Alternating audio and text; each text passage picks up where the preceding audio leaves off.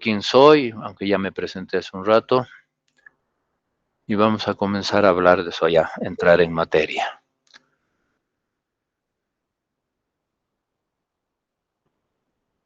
¿Qué es lo que vamos a trabajar o qué es lo que vamos a responder mientras estamos trabajando o desarrollando el curso? Es bueno siempre dejar claro qué es lo que vamos a buscar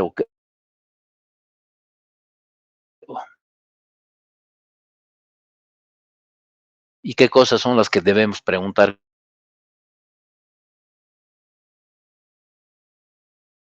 cuando trabajamos.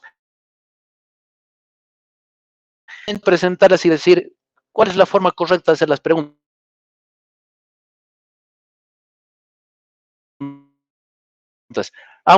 Y la verdad considero que la pregunta más correcta, ¿qué es el cálculo? Es preguntarse, ¿qué estudia el cálculo? Porque la idea es que estamos viniendo a estudiar cálculo y la primera pregunta es decir, bueno, ¿qué cosa está estudiando o qué cosa va a estudiar el cálculo? ¿Está bien? Entonces la pregunta correcta sería, ¿qué estudia el cálculo? Y esa es la idea de responder. Poco a poco vamos a ir respondiendo esas preguntas. No vale la pena responder ahorita porque no hemos avanzado. Estoy asumiendo que yo sé que muchos de ustedes ya han hecho cálculo, pero de todas maneras es bueno contextualizar de esta manera para iniciar. Y la más común de las preguntas que hace uno cuando entra a la universidad y tiene a cálculo o preguntan en cualquier lado es, ¿para qué sirve? Y la pregunta correcta para darle un buen contexto, para entender qué es lo que estás preguntando, debía ser qué tipo de problemas o situaciones resuelve o ayuda a resolver el cálculo. Bueno, estas dos ideas, estas dos preguntas centrales bien planteadas son las que vamos a responder durante todo el curso. ¿Está bien? Y la otra cuestión que hay que ser muy claro es, dentro de la pregunta ¿qué es el cálculo? Que sería la pregunta correcta, ¿qué estudia el cálculo? Es justamente definir cuál es el objeto de estudio del cálculo. ¿Está bien? Tradicionalmente, o cuando uno pregunta eh,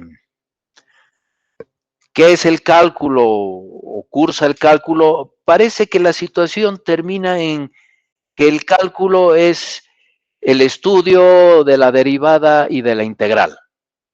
¿Está bien? Y en realidad no es totalmente correcto. En realidad no tiene precisión. La derivada y la integral como tal son unas técnicas que se utilizan para trabajar cálculo y justamente entender cuál es el objeto de estudio del cálculo o cómo agarrar ese objeto de estudio del cálculo y trabajar. Entonces, pero la idea, el objeto de estudio del cálculo tiene que ver en un sentido muy, muy amplio en el estudio del cambio, de las cosas que cambian. ¿Cómo varía una cantidad respecto a otra? ¿Está bien? Entonces, en el cálculo está metida por detrás algo que podemos denominar como dinámica.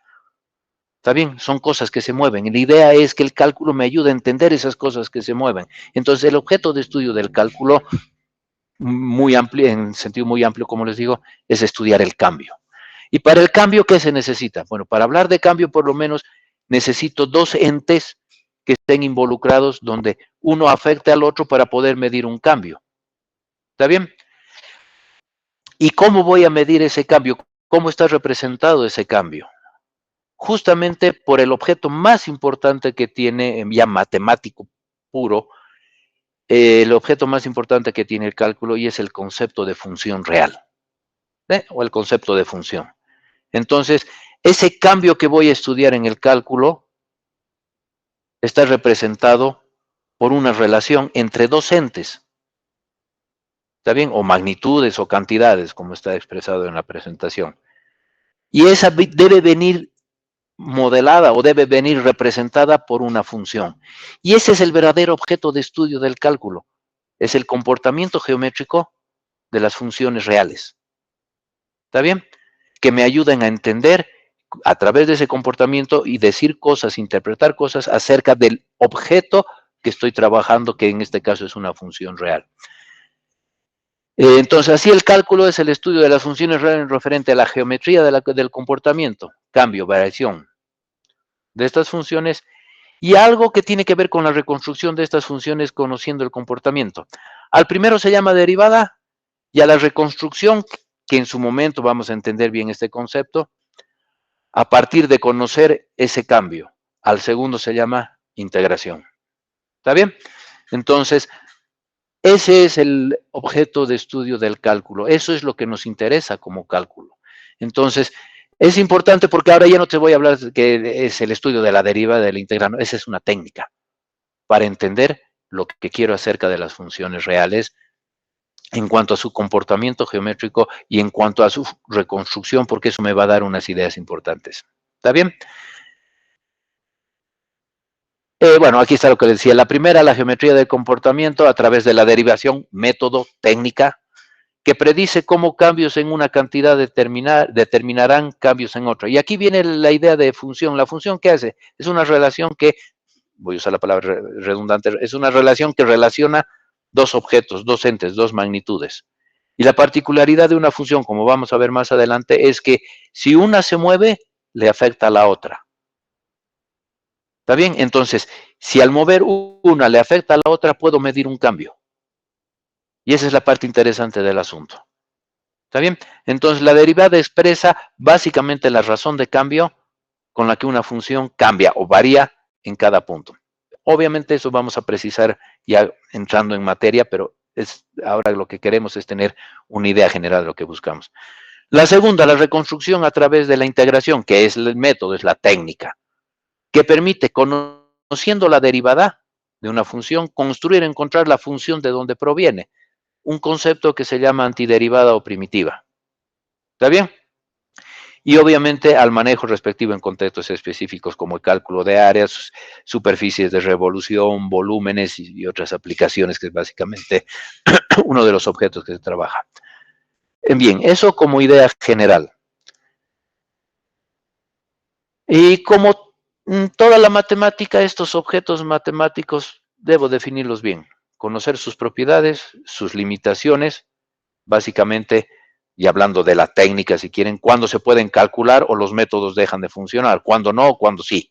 Y eso es importante, porque muchas veces en los cursos que tenemos de matemática, parece que todo funciona para cualquier función. En este caso, siendo específico, uno puede creer que todas las funciones tienen derivada, que todas las funciones pueden integrarse.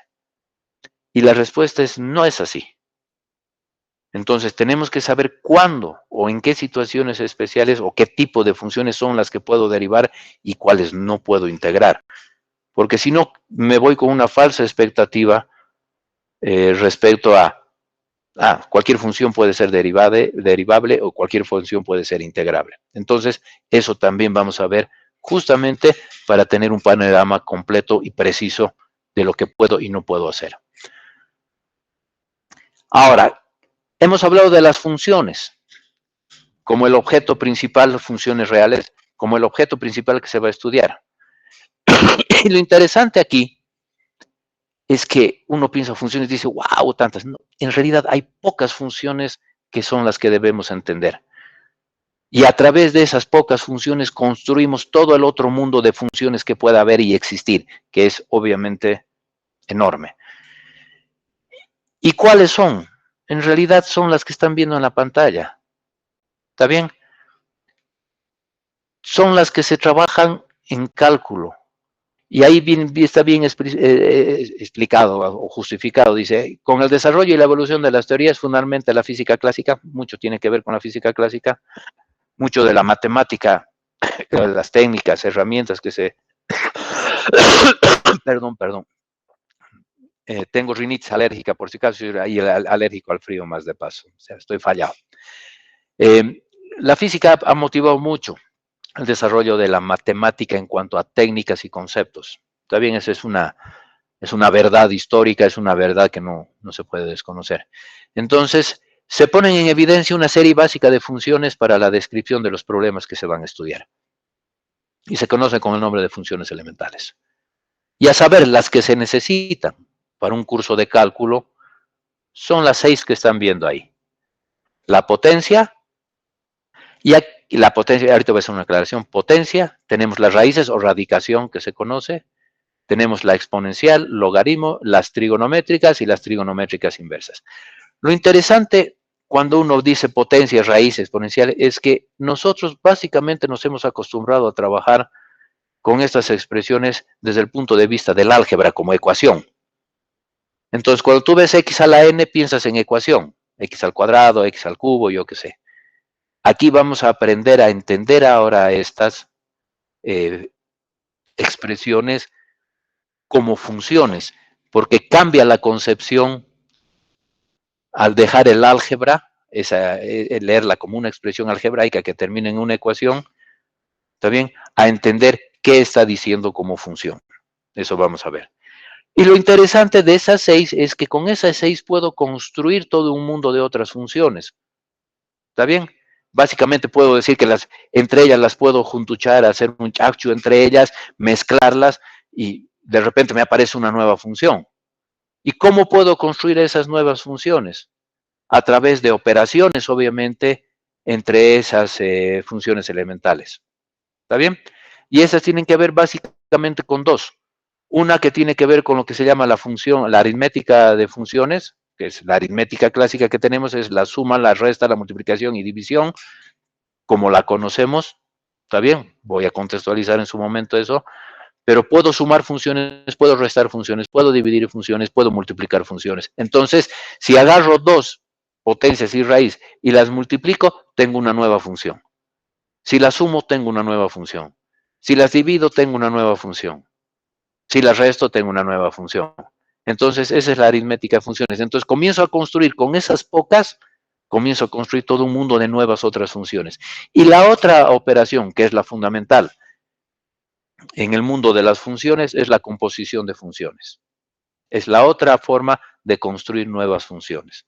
Las vamos a ver más adelante. Entonces, aquí lo interesante que lo que quiero mostrarles es que con poco, si entendemos bien, podemos construir más. ¿Está bien? Entonces, básicamente esas son las funciones que se trabajan en cálculo.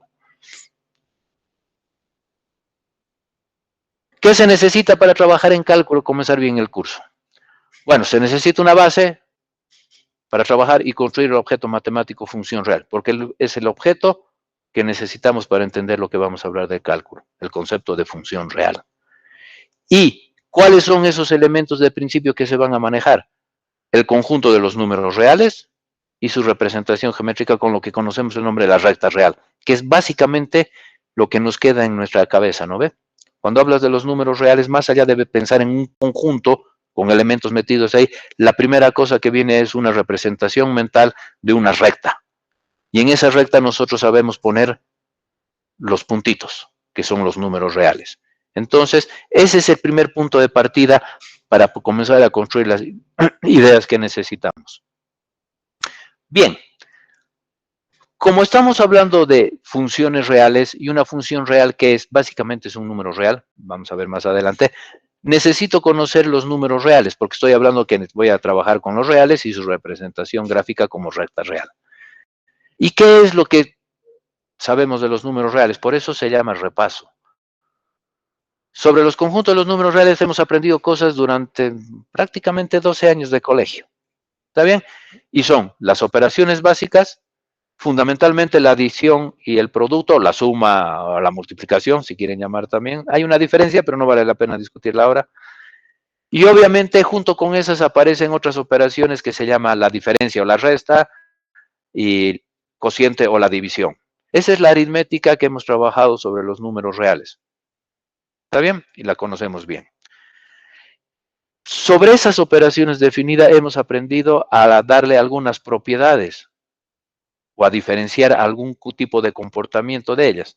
Y las que conocemos son la asociatividad. Primero, son operaciones binarias.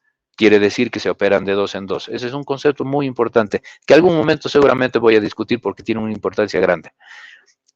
Que les he dicho, el ser una operación binaria que se opera de dos en dos, o se llama cerrada, porque resulta que si sumo dos números reales, si opero, perdón, dos números reales, el resultado de operar también tiene que ser un número real. Eso quiere decir básicamente una operación binaria, más allá de que se opera de dos en dos.